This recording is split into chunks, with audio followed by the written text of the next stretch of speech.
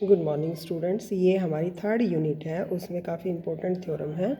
हमने 2 थ्योरम की हैं, ये वाली हमारी थर्ड वन है, यूनिट 3 की थर्ड थ्योरम। ठीक है।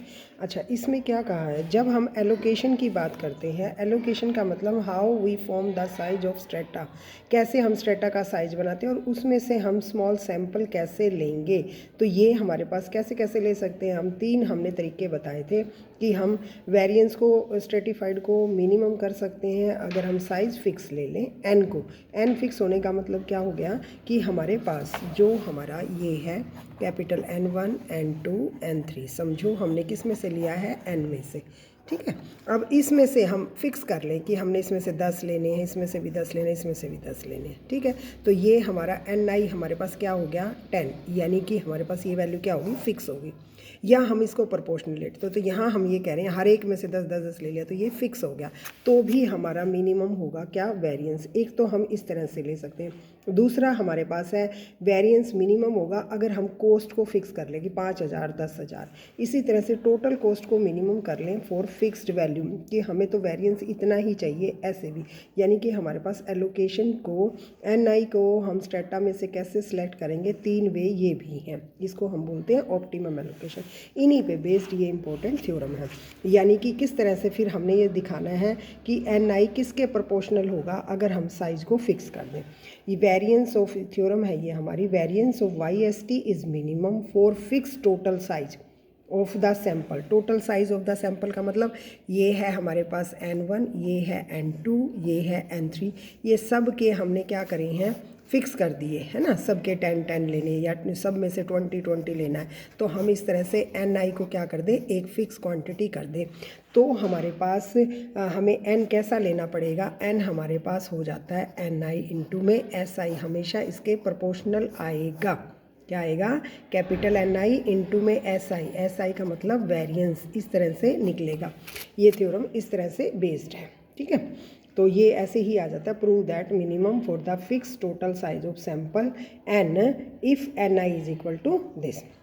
हमारे पास प्रॉब्लम क्या है, here we have given the minimize the YST। Variance of YST क्या होता है हमारे पास, 1/Ni में से स्मॉल ni घटा के ये देखो हमारी जो 5th थ्योरम थी उसमें ना तो ये था हमारा ना I लगाते थे, ठीक, लेकिन हमें ST है तो हमारे पास ये वेरिएंस होता है हमेशा। ठीक है ना। इसके बाद हमने क्या कहा है कि इसको हम मिनिमम चाह रहे हैं विद रिस्पेक्ट टू कंडीशन हमारी क्या है, हमारा साइज़ जो है वो फिक्स होना चाहिए। हमारा साइज़ फिक्स का मतलब N1 N2 N, ये हमारे पास is equal to N fixed हो जाए, सब्जेक्ट टू कंडीशन। इसको विद रिस्पेक्ट टू इसके समझो हम मिनिमाइज़ करना चाह रहे हैं। ठीक हो गया। अब हम जब दो जो हमारे पास फंक्शन होते हैं उनको कनेक्ट करते हैं एक लैम्डा से, यानी कि एक नया फंक्शन बना लेते हैं, उसको हम मिनिमम करेंगे तो हमारा ये प्रोपोर्शनेट वैल्यू आ जाती है। तो यानी कि इन दोनों को पहले हम इस वाले फंक्शन को और इसको हम क्या करें, हम इनको फिक्स कर देते हैं। ठीक है। अब फिक्स करने का मतलब क्या हो गया हमारे पास कि ये जो वैल्यू है summation Ni is equal to N, ये वेरिएंस एज इट इज़ लिखोगे प्लस में लैम्डा ऑफ समीशन, ये माइनस इधर आ जाएगा फंक्शन। ठीक हो गया। समीशन Ni माइनस ये एक फंक्शन बन गया। अब इसको हमने मिनिमा दिखाना है। ठीक है। अब मिनिमा दिखाने का मतलब ये वाली वैल्यू आपने ये एज इट इज़ लिख दी और यहाँ पर हमने लैम्डा से मल्टीपल कर दिया।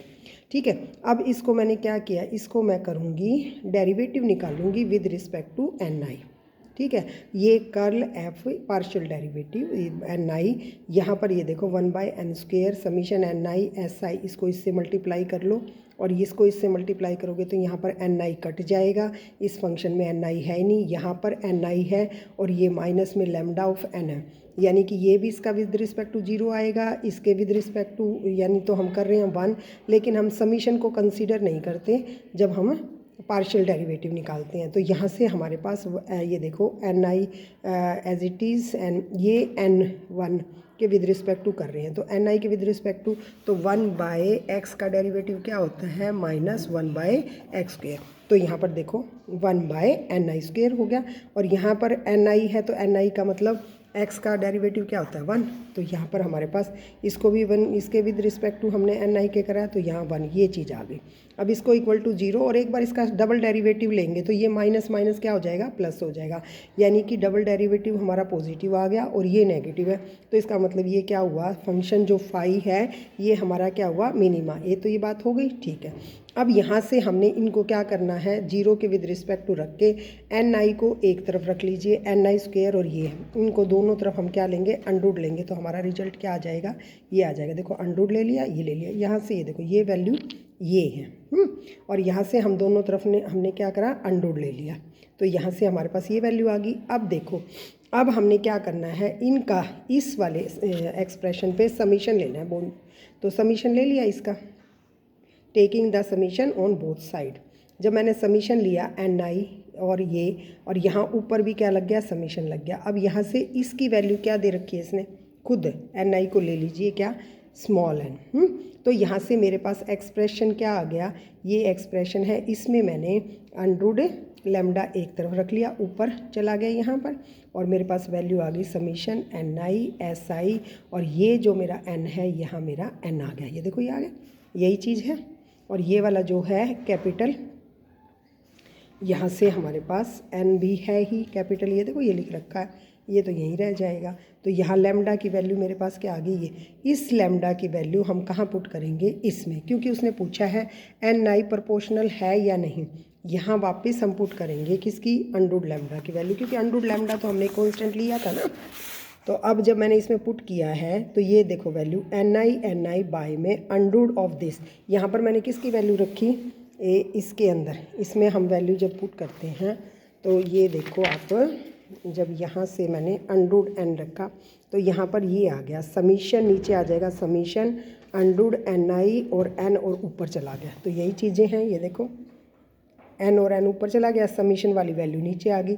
अब ये देखो यहाँ एन है और ये एन आई है, तो इस एन आई को तो हमने, क्योंकि इसको प्रोपोर्शनेट दिखाना है, ये जो चीज़ है हमारी ये वाली और इनटू में ये मल्टीपल, यानी कि ये क्या है, कांस्टेंट है हमारी, ये वैल्यू क्या हो जाएगी, ये जो वैल्यू है एन और N I by S I, इसके डिवीज़न में मेरे पास क्या है, इसके डिवीज़न में एन आई और एस आई है, ठीक है।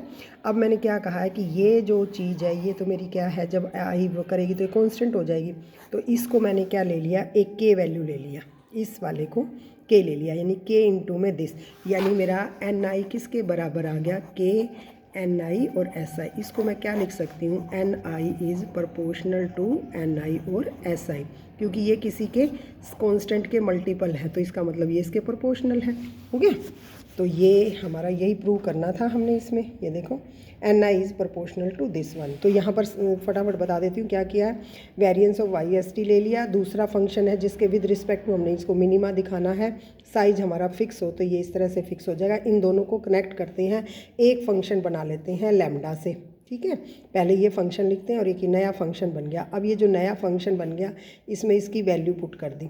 अब यहाँ पर एन आई मेरे पास क्या है, वेरिएबल है जिसके विद रिस्पेक्ट टू मैंने क्या करना है, डिफ्रेंशिएट करना है फाई को, तो यहाँ डिफ्रेंशिएट कर लिया। इधर से देखो एन आई एक तरफ रख लिया और ये अलग, यहाँ से अंडरूट था, ये वाली वैल्यू थी, इसके दोनों तरफ हमने अंडरूट लेके ये वैल्यू आ गई। अब इन दोनों पे सबसे पहले आप क्या लगाओ, समीशन लगा लो, लगा दिया।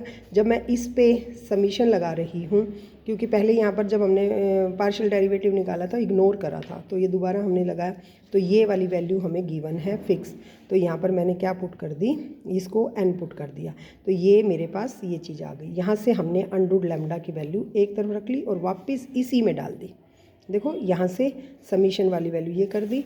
तो इसके बाद मेरे पास यहाँ पर एन आई इस तरह से आ गया, एन इंटू एन आई, और ये वाली चीज़ इसको हमने कहा कि कांस्टेंट है, और एन आई एस आई ये हो गया। तो यहाँ पर the optimum allocation for fix total size हमारे पास ये आ गया। This is given by name and formula, उन्होंने ये दिया है ऑप्टिमम एलोकेशन के लिए एक ये जो एक्सप्रेशन है कि एन आई साइज हमारे पास सैंपल का कैसा होना चाहिए, ये फिक्स भी हम इसको ले सकते हैं। तो इसी के अकॉर्डिंग जब हम इसको फिक्स लेंगे तो उसी के अकॉर्डिंग यहाँ पर नेम एन का वेरिएंस भी नया बन जाता है, उसको वैसे करने की ज़रूरत नहीं है आपको। नेक्स्ट है इन स्ट्रेटिफाइड रैंडम सैम्पलिंग, ये फोर्थ है, दिस इज़ योर फोर्थ। इसमें ज़्यादा नहीं है आपकी थ्योरम, बट ये जो भी हैं इन्हीं में से आ जाती है। In stratified random sampling with given cost, the cost function. अब यहाँ पर इसने कहा कि ये जो कोस्ट है इसको मिनिमा करना है विद रिस्पेक्ट टू दिस। तो उसी तरह से ये वाली मैं बाद में बताती हूँ थ्योरम, जैसे हमने ये किया है। तो इसी तरह से एक फंक्शन में कनेक्ट करेंगे और फिर इसको डिफ्रेंशिएट करेंगे और सिमिलर वे में हम इसको N I is equal to this proportional दिखा देंगे, ठीक है।